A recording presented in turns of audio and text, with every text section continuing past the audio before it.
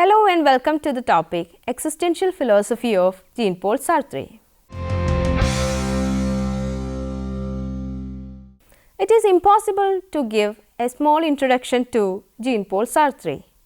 He was a multifaceted intellectual.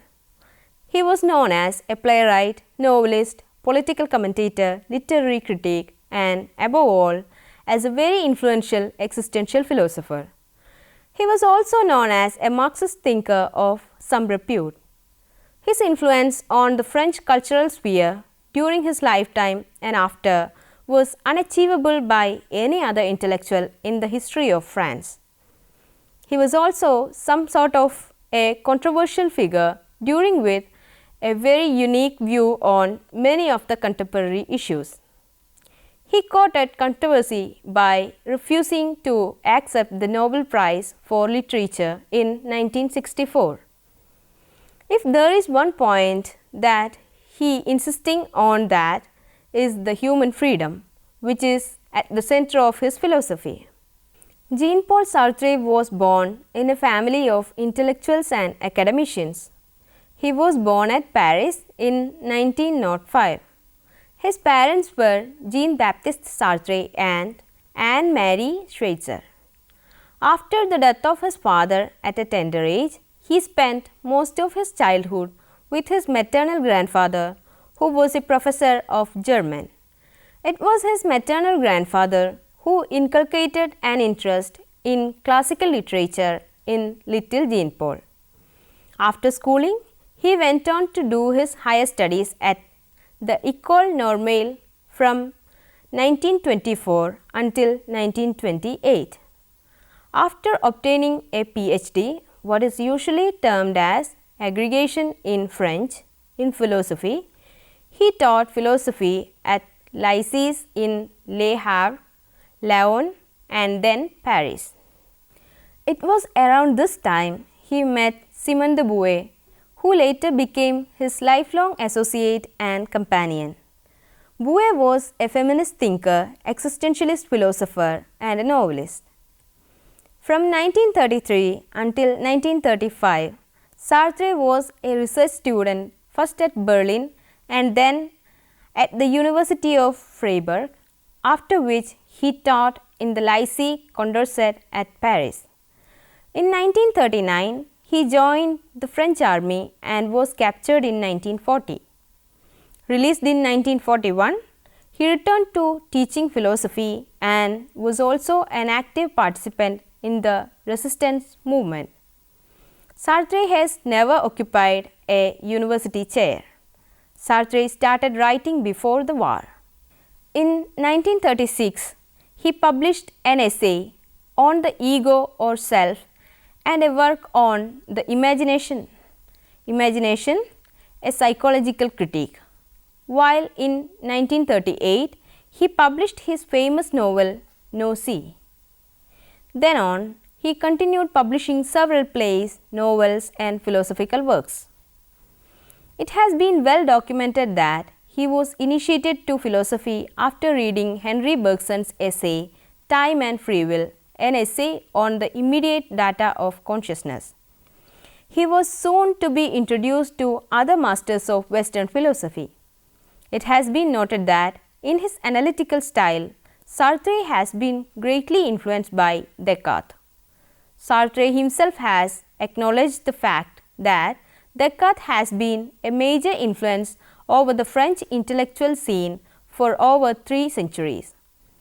He has also been strongly influenced by the German philosophers Hegel, Husserl and Heidegger.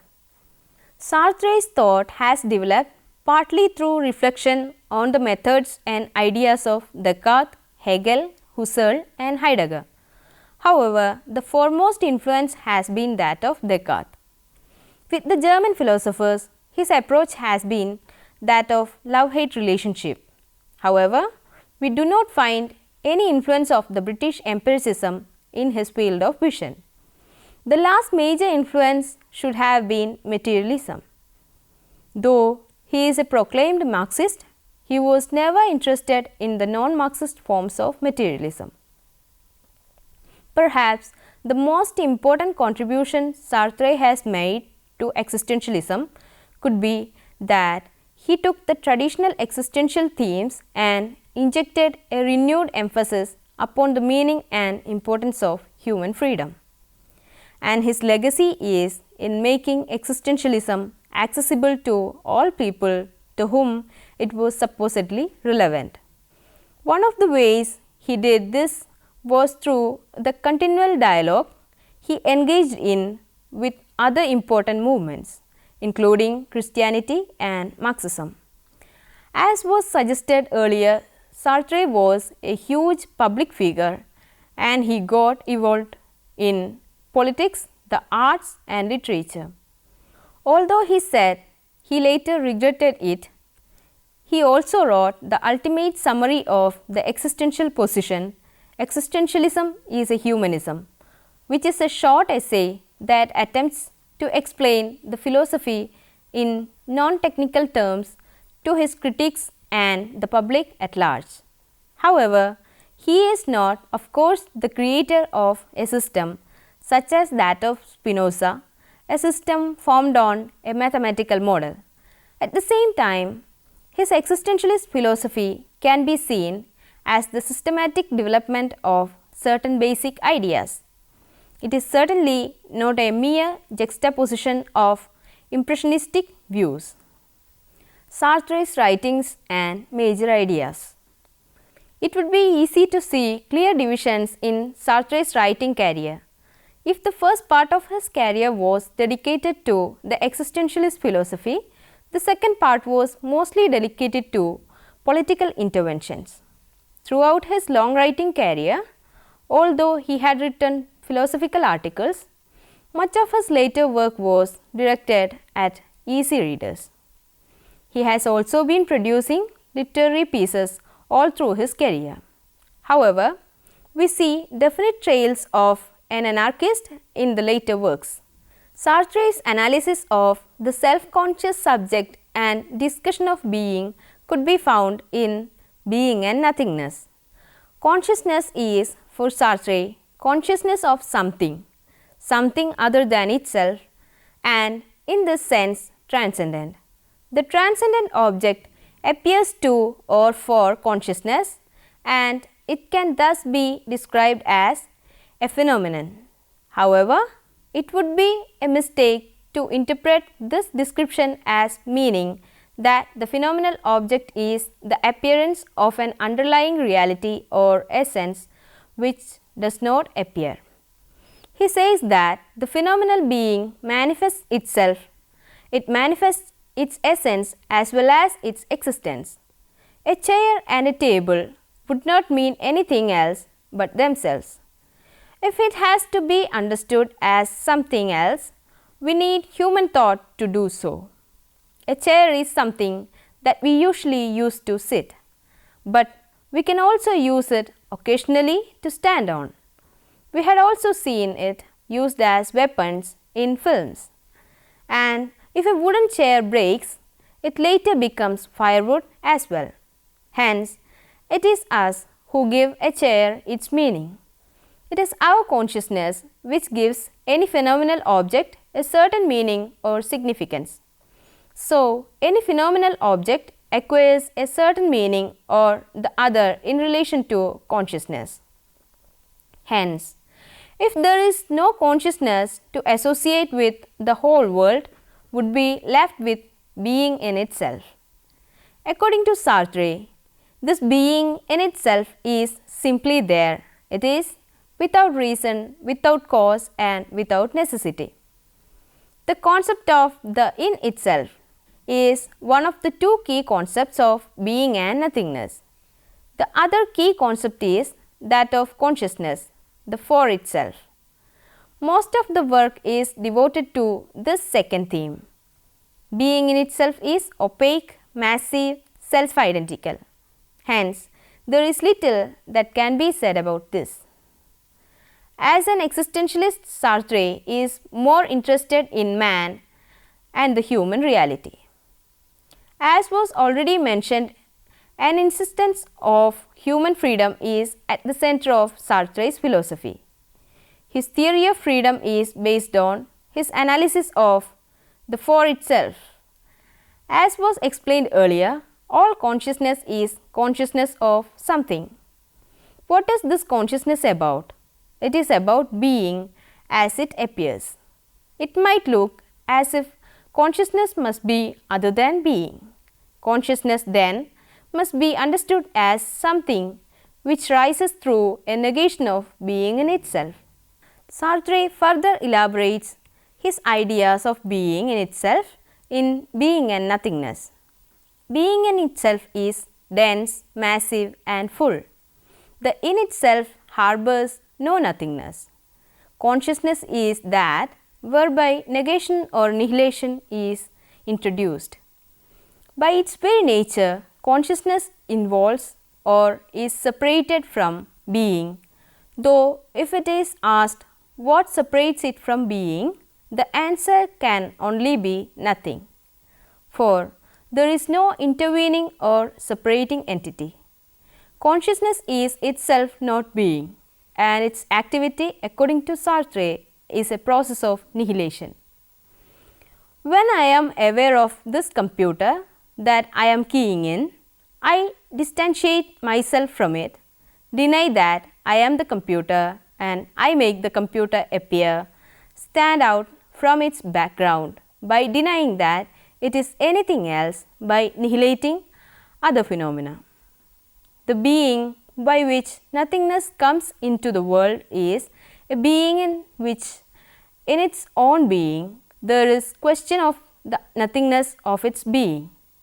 The being by which nothingness comes into the world must be its own nothingness.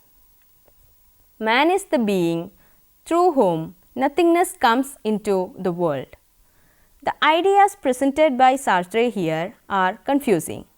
He says that consciousness is said to be its own nothingness, but it is also referred to as a being, as indeed it must be if it is to be described as exercising the activity attributed to it. For a moment, let us assume that being in itself is what Sartre says that it is, and if being is made to appear as the object of consciousness, consciousness of being must presumably involve the separation of which he speaks, and in this sense not being. It is rather confusing for the kind of language that he employs, and hence we should try to examine the premises which lead to its employment. How does consciousness arise? It is difficult to see how being in itself, if it is as Sartre describes it, could give rise to anything at all, even to its own negation. It is equally difficult, if not more so, to see how consciousness could originate itself. As for the ego subject, this arises, as we have seen, not on the level of pre-reflexive consciousness, but on that of reflexive consciousness. It comes into being through the reflection of consciousness on itself, and it is thus made to appear as object. In this case, there is no transcendental ego which could originate consciousness. However, that consciousness has arisen is an indubitable fact, and Sartre depicts it as rising through the occurrence of a fissure or rupture in being, resulting in the distanciation which is essential to consciousness. However, Sartre does not offer any really clear account of the origin of consciousness. Existence and essence. As was already mentioned, Sartre famously pronounced existence precedes essence in his 1946 essay titled Existentialism is a Humanism. In fact, he meant it as a definition of existentialism. He also feels that every existentialist thought could be summarized in this brief statement. He was catering to the already existing popularity of existentialism all over Europe. Though many later philosophers disagreed with him on this definition of existentialism, What he really claims is that for human beings, our existence precedes our essence.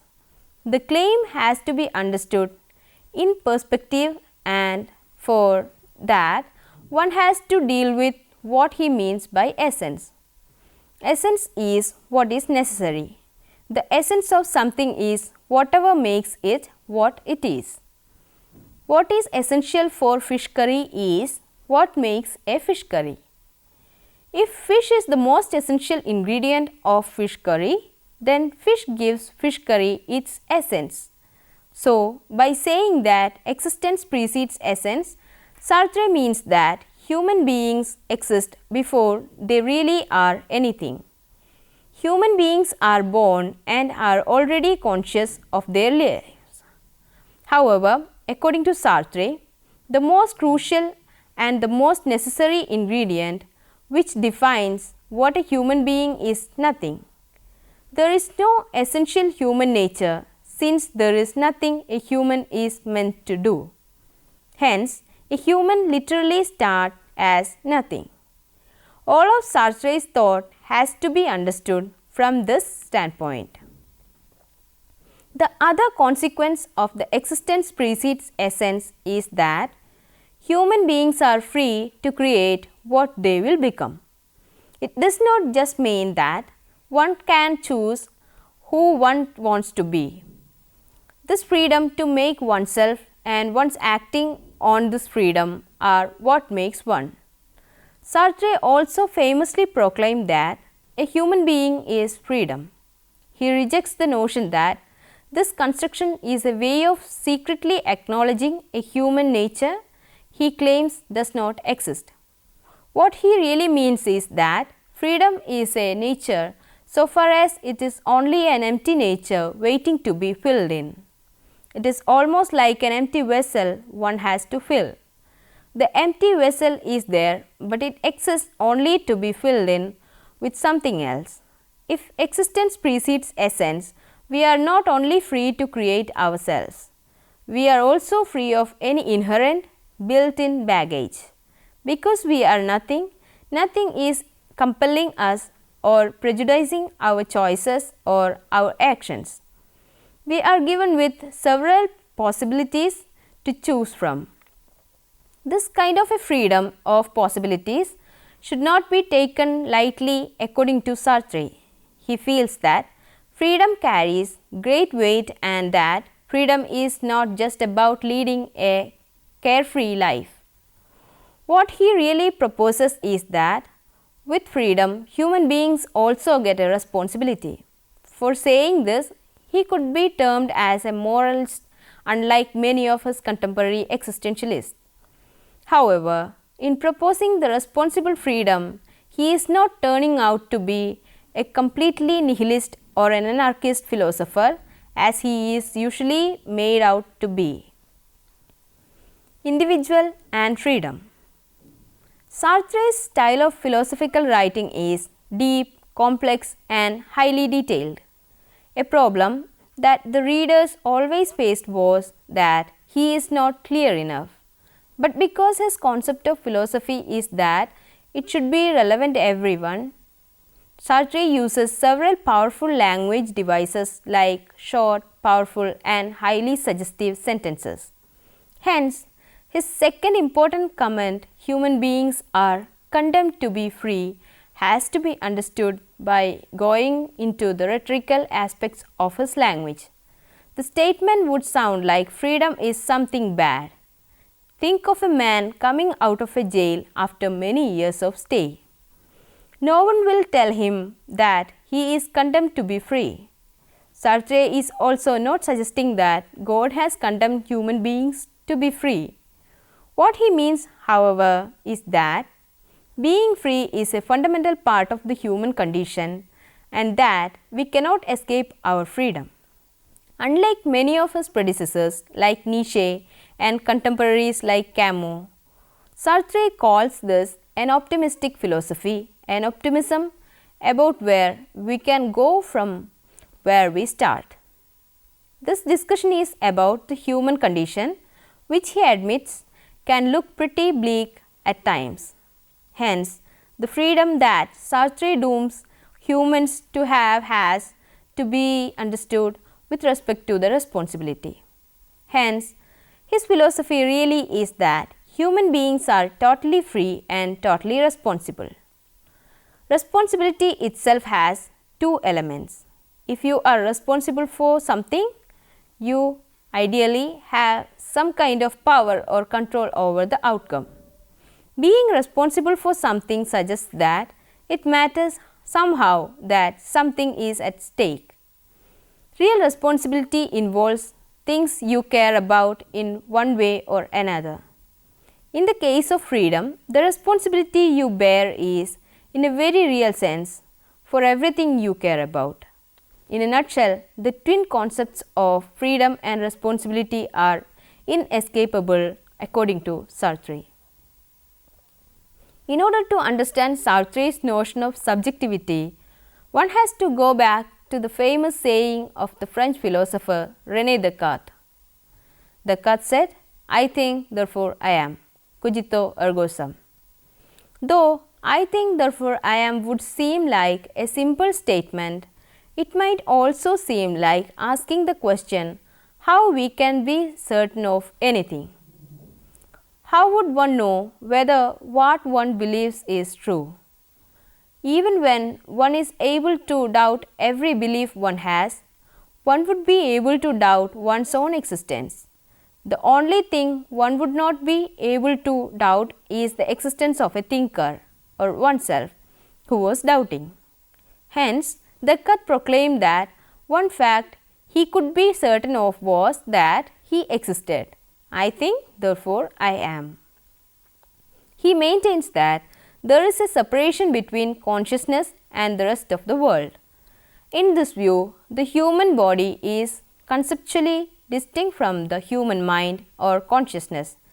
Like many other philosophers who followed Descartes, Sartre also thinks that our own consciousness is the one certainty we all start with, and that it is from this subjective viewpoint that each of us look out onto the world. But although Descartes thinks we fundamentally judge statements to be true or false by looking out from our consciousness, Sartre feels that our fundamental act is to choose how to interpret and interact with the outside world. For Sartre, the first act of consciousness is to choose. Consciousness in itself is nothing. It becomes something only as it makes these choices. This is what makes us different from all the other objects in the universe. Most objects simply are what they are. They are complete in a sense in themselves. Human beings are like rocks, objects in the world. As such, they simply are what they are. But unlike other objects, we also create what we are and what we will become. We are subjects that create what we are through the choices we make. The point is not simply that consciousness can do this, but that this is what consciousness does by its very nature. Whereas other objects like rocks and watches simply are, a consciousness is constantly creating itself by constantly choosing. We have the sole responsibility of our own choices. So, each choice we make also comes with certain responsibility. As an atheist, Sartre would not accept God as the justification for our actions. But the argument about personal choice and responsibility is the same even if God did exist. Choice is still ultimately in one's hands alone. But according to Sartre, free choice ultimately creates value and meaning.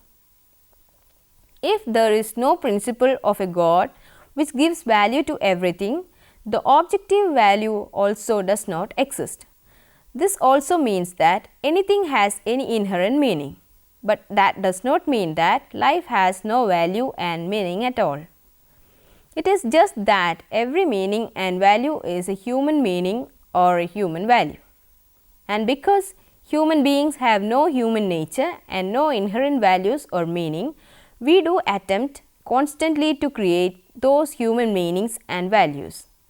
This sort of an understanding of value is clearly optimistic, and this is why Sartre's philosophy is considered not a complete pessimistic one. Let us summarize the major ideas in this session. This unit was dedicated to the existentialist philosophy of Jean-Paul Sartre, the French novelist, thinker and philosopher. We attempted to understand the basic philosophical ideas like existence, essence, consciousness and individual freedom. We also looked at how Sartre's philosophy is not a pessimistic one, even though all through his life he was an atheist. Through this unit, we also tried to understand how Sartre made some of his ideas very popular. Please make an attempt to answer the questions given here. Explain the influence of Descartes on Sartre. What is essence and why is it that existence is more important than essence according to Sartre? Why does Sartre say that human beings are condemned to be free? What is the difference between the in itself and the for itself? Why is freedom associated with responsibility according to Sartre? What is the notion of subjectivity and consciousness in Sartre's existential philosophy? What is the role of personal choice in Sartre's philosophy? Why does Sartre not accept God as the justification for our actions? Now, you can refer the books listed here for further understanding. Foucault and Historical Reason Toward an Existentialist Theory of History by Thomas R. Flynn. University of Chicago Press, Chicago and London, 1997. The Existentialism of Jean-Paul Sartre by Jonathan Weber. Routledge, London and New York, 2009. A History of Philosophy, Volume 9, Modern Philosophy, From the French Revolution to Sartre, Camus and Lévi-Strauss by Frederick S. J. Copleston. Image Books and Doubleday, New York, 1977. Hope that you have enjoyed this session. Thank you for watching this program.